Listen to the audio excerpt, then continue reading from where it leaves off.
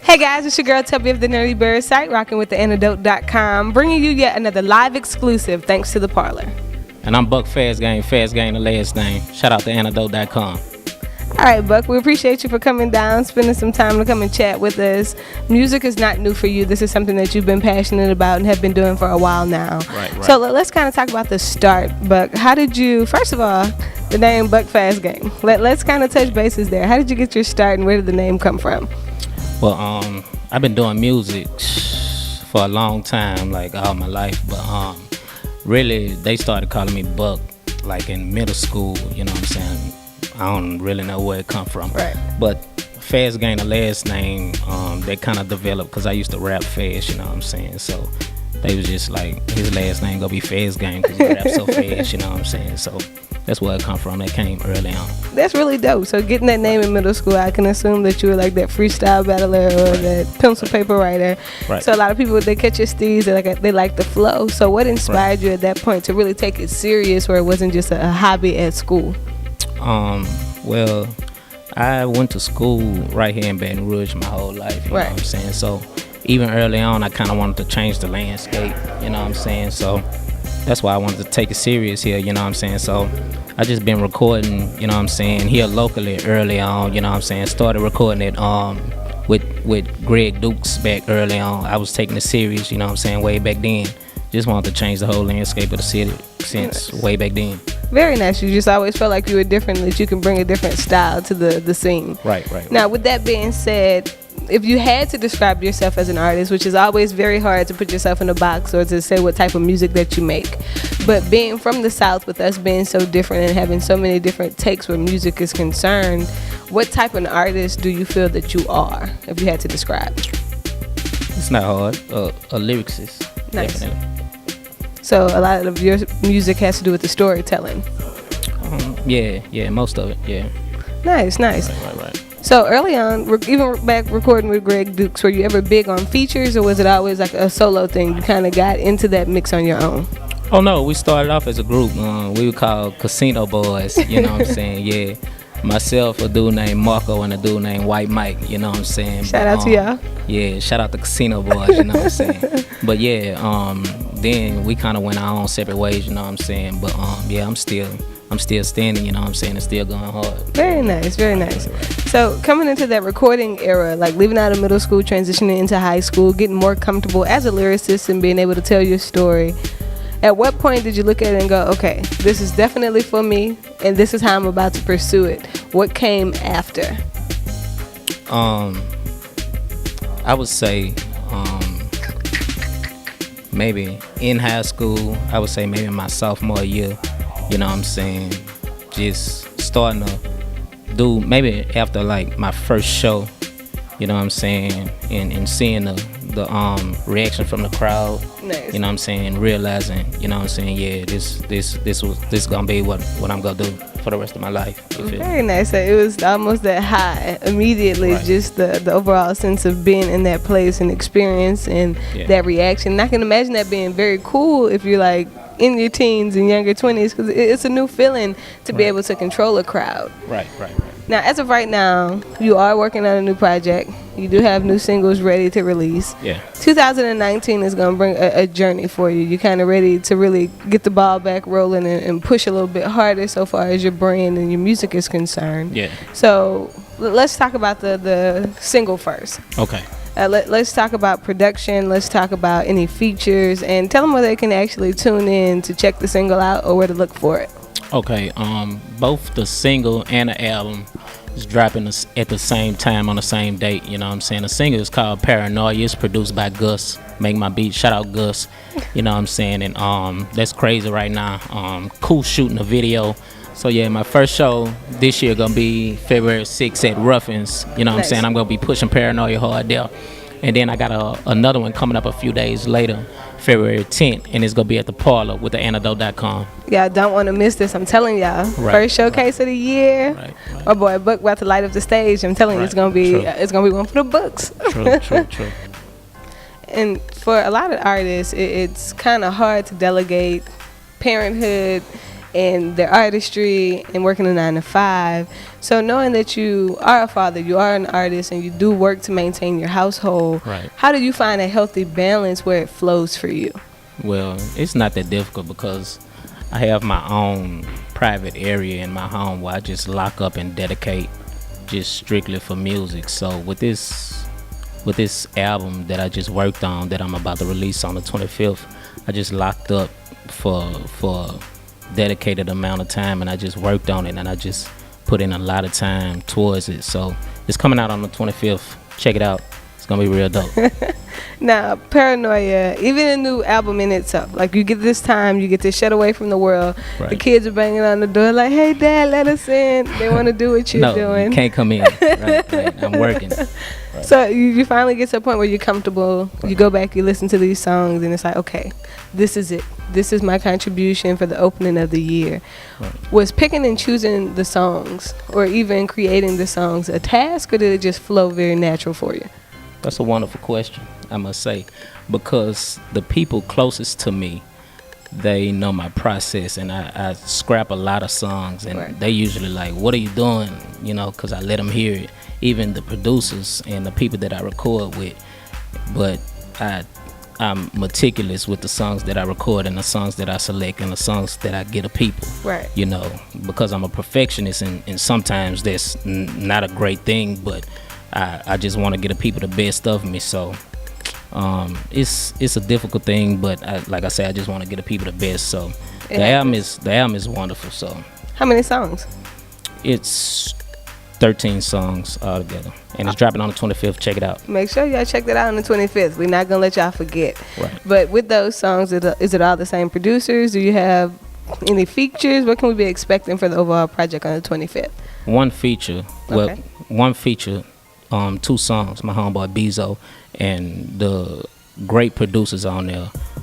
Gus make my beats, Savage, Duck on the track, nice. And Boss on the track, and Doja Burner came in at the last minute on like 3 or 4 tracks and just killed it. So I got the best producers on there, so it's a dope project. Shout out to the city for standing up, making everything come together, and that's love. Shout out to Bezo as well. I'm excited to kind of hear the different takes just from the differences in the type of instrumentals that those producers you named are able to provide. I'm expecting this to be from start to finish a lot of differences where it comes from hypeness and tone and just the overall architect of the beat. So I'm excited. How did you come up with the one feature? Was that something that was pre-planned, or it just happened based off of the songs that were selected? Let's kind of get into your process. Well, that one feature, me and Bezo did a song called Legacy, and you asked about my kids. Right. So we decided to do a song about just what would life be once we leave. We decided, you know what I'm saying, we got to leave some type of legacy, you know, through this music, and what would that be? So it's a wonderful song. We already did the video to it, so you can YouTube Legacy, Bukk Fastgame Legacy featuring Bezo, and we did a subsequent song called Drip, and that's on the album. We haven't shot a video to that, so Bezo's on the album 2 times. So we could be looking for that video to drop soon. Yeah. And I love the fact that the track that we ended up speaking on just now was Legacy. So let's kind of talk about that too. Right. Knowing that you are an artist, and not only your kids, but the kids of the younger generation are looking up to you, are listening to the music, and they take our words for the reality of the matter, more so than the experience of the matter. So knowing and understanding that as an artist, what legacy are you trying to leave behind, not only for your kids, but for the people that are looking up to you right now?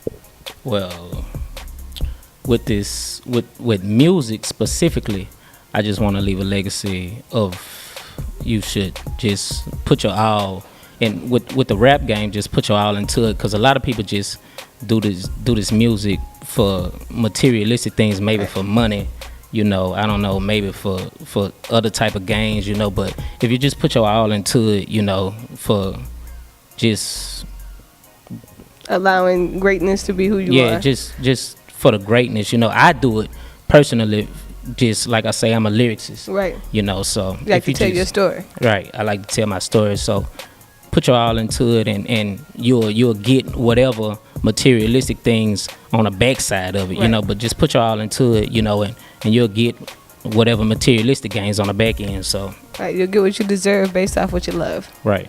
All right, so from understanding that legacy is one of those things you want people to be comfortable with who they are and accept who they are to be able to be successful. I think that's so important because, like you said, this generation is so caught up on the materialistic things of life. Right. They kind of forget the whole point in it. Right. Now, your kids, are they like big music fans? Do they listen to your music? Are they just like, oh, dad's just having his dad time? Well, a lot of my music I don't let them listen to. Only a select Right. couple of the music. Well, a couple of the songs I let them listen to. So, like Legacy, they know it word for word. You know what I'm saying? Shout out Bezo. But and another one of those songs that's about them. You know, they like the bump. Gotcha. So on those 2 songs off the album they can listen to. But you know, they are big music heads, but Not necessarily dad's music right now. yeah, right. But that's good 'cause some people don't really look at the importance of screening certain things. So I Right. think it's important that you look at it and you go, okay, this is my music, but you can't listen to it right now. Right.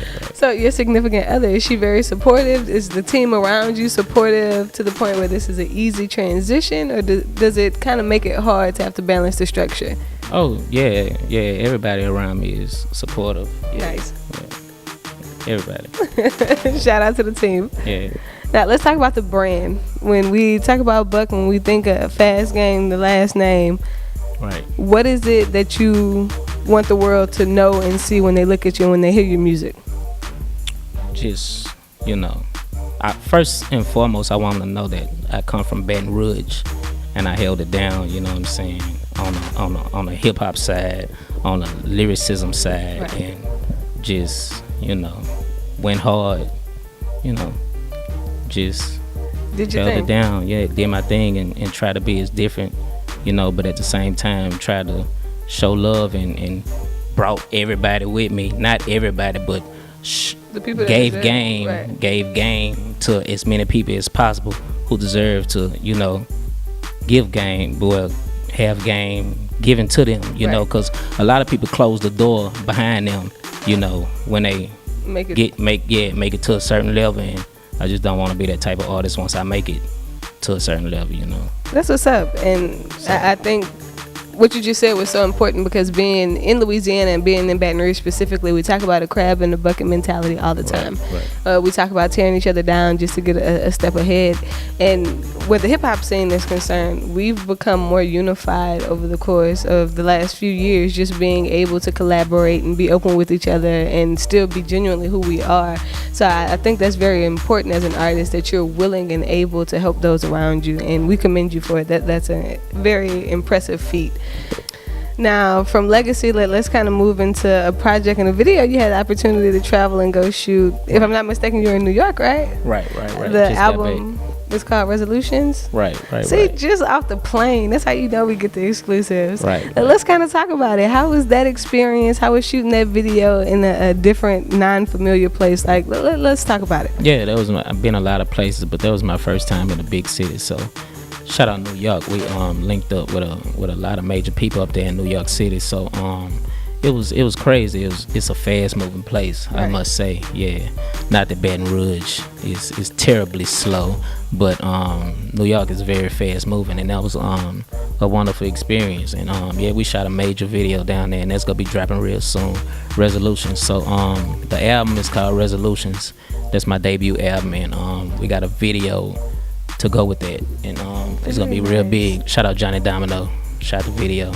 It's gonna be wonderful. Very nice. So New York, what made you pick that city, or what made you find that specific song should be paired visually with that type of place?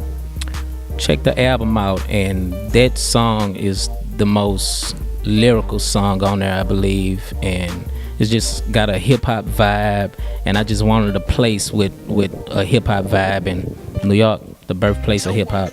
Right, more history into It's like Book of Flight, and we went there and got a real nice hip hop vibe with it. Once again, shout out Johnny Domino. He brought that to life. He brought that that vision I had to life real nice. So Much love, much love. I bet that was so much fun, just the experience of it. You guys, make sure you check out the debut album, Resolutions. The video will be dropping soon. We're going to get to see what happens when BR meets the NY. Like, we're going to get to see how those vibes play in together. I'm excited about it. Now, I'm excited. Let's kind of talk about Paranoia. This single is dropping on the 25th of this month. Make sure you tune in, like, subscribe, and share. Leave your comments below. We want to know how y'all feel about this track. How did you come up with the title? And was that one of the songs that you kind of already knew would make the cut? Or was it like making it by the grit of its teeth? How did that come about? Well, some songs are just easy to just write. And as soon as I hear the beat, I'm just like, they just flow. Right. You know, because like I woke up this morning, opened up my phone, and somebody else I was close to died. You know, there's just natural. You know, because it's the truth, you know. But when you hear the song, you because the beat hit hard, the lyrics hit hard, you know, and it was just the truth. So I'm excited, y'all. I can't wait. Like, did y'all hear it? Run that back one more time. Give it to them one more time. They never did. I woke up this morning, opened up my phone, and somebody else I was close to died. Got me feeling like the Reaper getting closer. Got a nigga scared to go outside. Sad. Ooh, vibes. Y'all gonna have to check out the project to get the rest of it. But y'all see, he not playing. Right. Now, so far as an artist, being inspired, who are some of the bigger names in the industry that inspire you as an artist?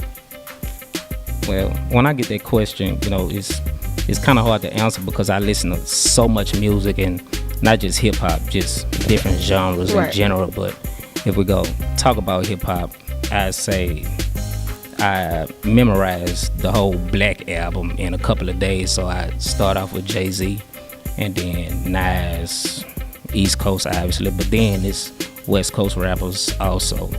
So Dr. Dre, Snoop Dogg, The Game, but then artists like Common on the hip hop side, you know, Talib Kweli, but then bringing it back down south like the Hot Boys, Soulja Slim, Boosie, you know. So you're a very versatile artist, right? You can kind of put any vibe out there based off of what you listen to, right? So that's why I said it wouldn't even be fair. So a lot of artists, and then a lot of R&B artists. So gotcha. It's just a collection of good music, right? Even jazz music. So I like to listen to a lot of music. So now jazz brings in a whole different feel and dynamic for the music, and with you just being open and honest for a second, I guess that would play into why it's so hard when you have to start scrapping songs, right? 'Cause I can see so many different vibes, right. So in the course of, let's say you go and record an album in 4 days. In the course of that 4-day period, about how many songs do you generally record, and how many would get cut?